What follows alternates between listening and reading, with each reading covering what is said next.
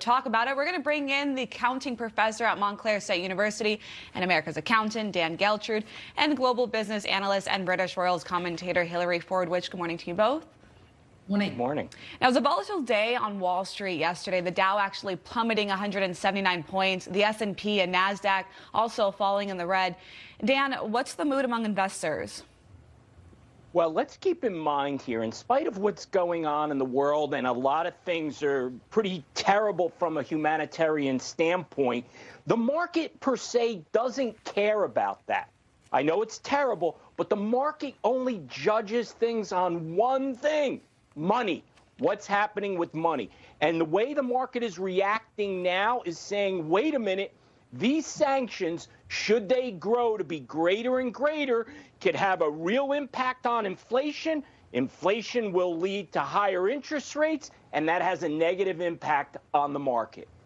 Okay, so focusing on money right here, we do want to turn to oil and gas prices. And I want to take a listen to what Jen Psaki said about opening the Keystone Pipeline.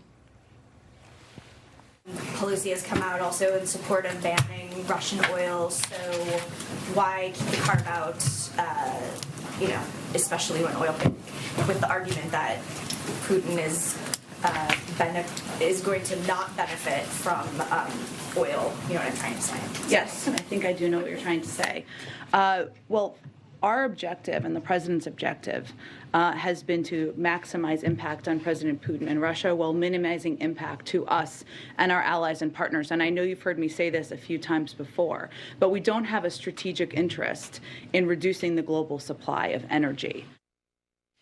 Now, part of us talking about the markets is also talking about speculation, and I want to focus on the futures markets and kind of break this down here. Dan, can you explain how future markets work? And if the Keystone Pipeline is set to open a year or even 3 years from now, how will it affect that? Well, here's what you have to do when you think about futures.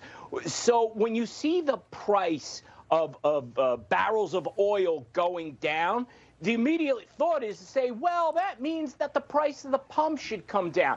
Well, that's where the concept of futures happens, because these prices of barrels of oil, that's into the future before it actually gets to the gas pump. And it's the same thing when it's going the other way around.